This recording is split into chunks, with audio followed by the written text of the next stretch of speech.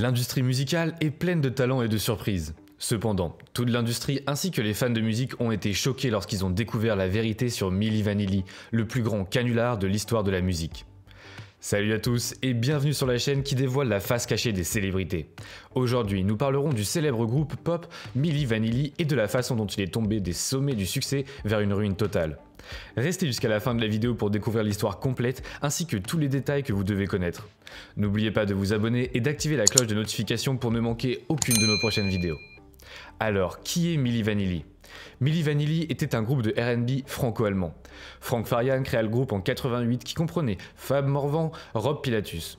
Frank Farian est le même homme à avoir créé Boney M et No Mercy.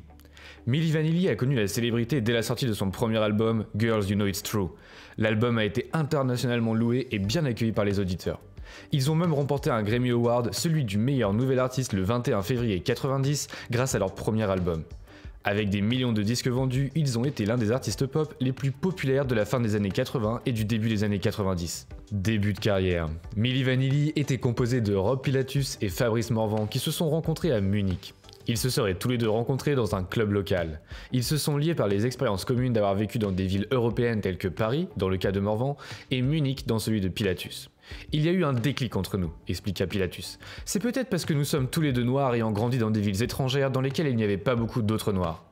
Les deux hommes ont alors formé un groupe ensemble et ont même enregistré un album pour un label allemand. Cependant, cet album ne parvient à se vendre qu'à quelques milliers d'exemplaires. Leur bataille était assez dure et leurs conditions de vie n'étaient pas idéales non plus. Ils étaient confrontés à la pauvreté. Ils avaient l'habitude de voler de la nourriture juste pour survivre. Pilatus déclara « Nous avions des projets, mais nous n'avions pas d'argent. Nous voulions être des stars. Il est donc clair que le duo voulait absolument percer et devenir célèbre. » Rencontre avec Frank Farian et son premier enregistrement. Frank Farian, le tristement célèbre producteur de Boney M, a entendu parler de Morvan et Pilatus. Il les invite à écouter une démo dans son studio de Francfort. Frank était en train de faire recruter des talents pour sa nouvelle composition Girls You Know It's True. Quand Frank Farian a entendu la chanson pour la première fois, il était dans une discothèque de son propre pays.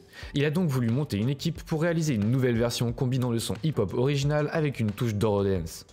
La version de Frank est rapidement devenue populaire en Europe. Il ne lui manquait plus que des visages pour accompagner le groupe de musique. Selon les propos de Frank, il semblait assez confiant quant au succès de ce titre. Nous avons reçu un appel pour venir à son studio et nous avons dit « c'est parfait », se souvient Pilatus. Nous étions que des gamins stupides, alors nous avons dit « allons-y ». Quand nous sommes arrivés au studio, Girls You Know It's True n'était qu'une démo. Il nous a demandé notre avis, si nous pouvions la chanter et nous avons dit « ouais, nous pouvons la chanter ». Et il a dit « oh magnifique, je le crois, mais la semaine prochaine, nous avons des spectacles à faire. Alors ne vous inquiétez pas, je vais faire de vous des millionnaires », a ajouté Pilatus.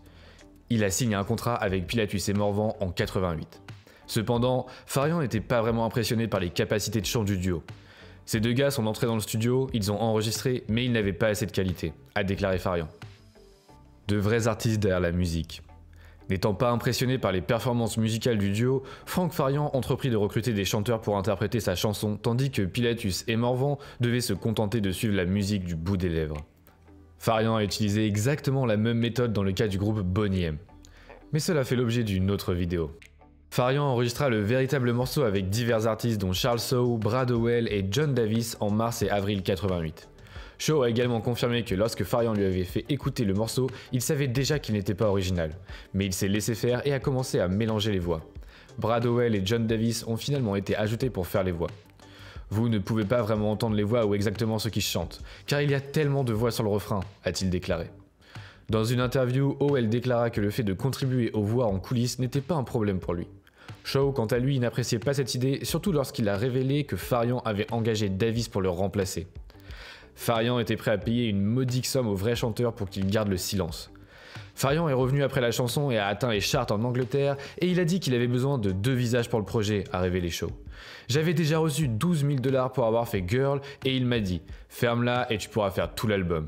Je me suis dit « c'est du travail de studio en plus pour moi ». Finalement, l'argent a eu raison des artistes et ils ont changé l'intégralité de l'album avec l'accord qu'ils n'allaient jamais rien révéler à personne. Un plongeon profond dans la célébrité. Une fois l'enregistrement terminé, Farian donna le nom de Milli Vanilli au duo. Il l'a nommé d'après le surnom de sa petite amie Milli et le Vanilli a été ajouté pour ressembler au groupe britannique Scritti Politti. La chanson Girl You Know It's True est finalement sortie en 88. Ce fut un succès instantané. Son clip mettait en scène Pilatus et Morvan dans des vêtements flashy, faisant du playback sur la chanson préenregistrée. Milli Vanilli a également eu 4 autres morceaux qui ont atteint la première place des classements. Blame It on the Rain, Girl I'm Gonna Miss You, Baby Don't Forget My Number, ainsi que All or Nothing qui a atteint la 4ème place du Billboard Hot 100. Leur succès était inévitable et ils sont rapidement devenus populaires à l'échelle mondiale. Pilatus et Morvan avaient commencé à faire des tournées en Espagne, en France et en Italie faisant du playback sur de la musique préenregistrée tout en éblouissant le public avec leur style unique. Le duo avait demandé à Farian s'ils pouvaient avoir leur propre contribution artistique et leur propre opinion sur l'album. Farian répondit que ce serait le cas à l'avenir. Mais pour l'instant, nous avons besoin pour vous de faire la promotion. Bien sûr, vous aurez l'occasion de le faire, mais pour l'instant, continuez de travailler avec nous. Le duo n'y voyait pas d'inconvénient, car Farian leur avait fait atteindre le sommet du succès qu'il leur avait promis. Ils avaient fait un grand plongeon dans la célébrité. Farian a produit et écrit la majorité du contenu de l'album All or Nothing, qui est sorti en Europe en novembre 88 après que Girl You Know It's True soit devenu un tube en Allemagne durant l'été 88. À cette époque, Farian était assez heureux tandis que le duo commençait à devenir inquiet. Il savait qu'il jouait avec le feu, mais il devait suivre le mouvement qu'il le veuille ou non. Farian avait promis de les couvrir et leur avait même donné 20 000 $ en avance, ce qui représente aujourd'hui 46 000 $. Cependant, ils avaient fini par réaliser qu'ils n'allaient jamais chanter aucune des chansons de Milli Vanilli. L'album All or Nothing a été reconditionné sous le nom de Girl You Know It's True pour le public américain. Il est sorti en mars 89. Ce fut un énorme succès avec 5 titres qui ont atteint le top 5 du Billboard Hot 100. Girl You Know It's True a été certifié 6 platines par la RIAA, la Recording Industry Association of America, en janvier 90.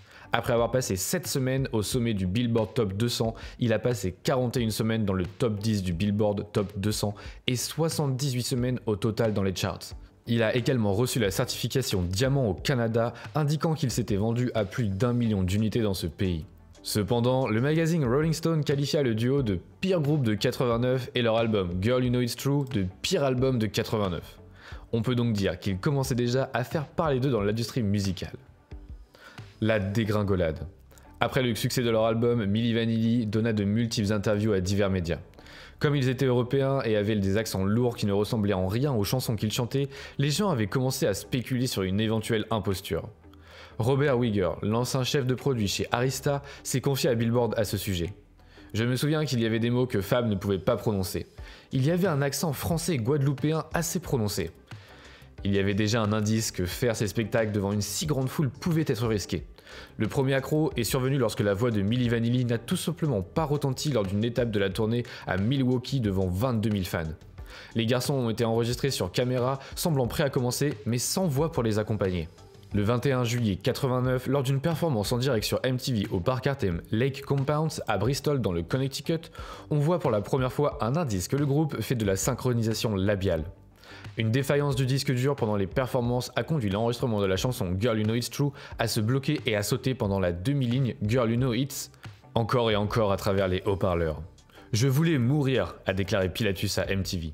Je ne pouvais pas le répéter 15 fois, alors je me suis arrêté, j'ai paniqué, je suis sorti de scène. Il a dit que Brown a couru après lui. Je lui ai dit « J'en ai assez, je démissionne ». Julie Brown, leur animatrice de l'époque, a poursuivi Pilatus et l'a encouragé à remonter sur scène. Avec quelques bousculades, des cris et quelques mots en F, je pense aussi, je les ai fait revenir sur scène, a déclaré Brown dans l'émission Behind the Music de VH1. Le duo est toutefois revenu sur scène après avoir été encouragé par l'équipe. Ils ont dans les faits terminé le spectacle. Malgré l'incident, le public ne semblait pas s'en préoccuper, ni même en être conscient, et le spectacle a continué comme si de rien n'était. En raison de cet incident, le duo a fait l'objet de critiques de la part de diverses émissions comme Keenan Ivory Wayans et Diamond Wayans qui ont imité Milli Vanilli dans un sketch de l'émission In Living Color. L'album Girl You Know It's True étant devenu si célèbre aux États-Unis uniquement grâce au chant, le chanteur Shalso révéla en décembre 89 qu'il était en fait l'un des 3 vrais chanteurs de l'album, tandis que Pilatus et Morvan étaient des imposteurs. Farian aurait versé 150 000 $ à chaud pour qu'il retire ses affirmations, mais cela n'a pas empêché le public de protester.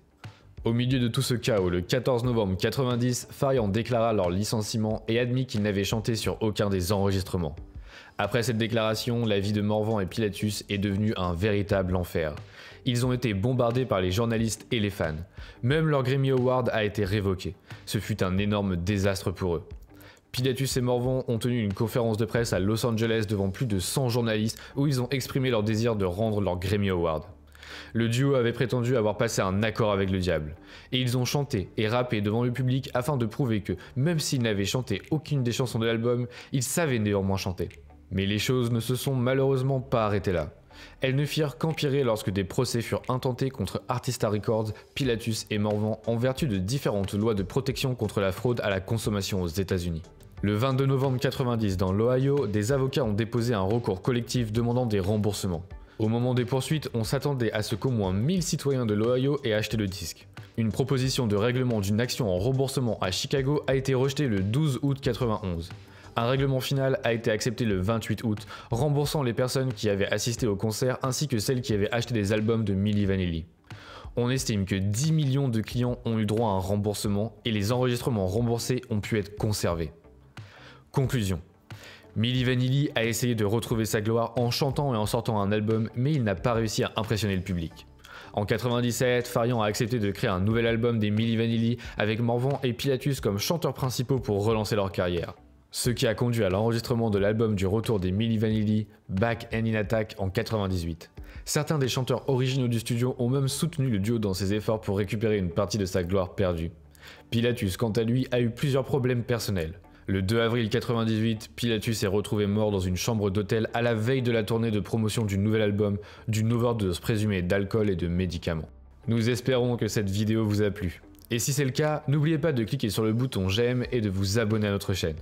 À la prochaine!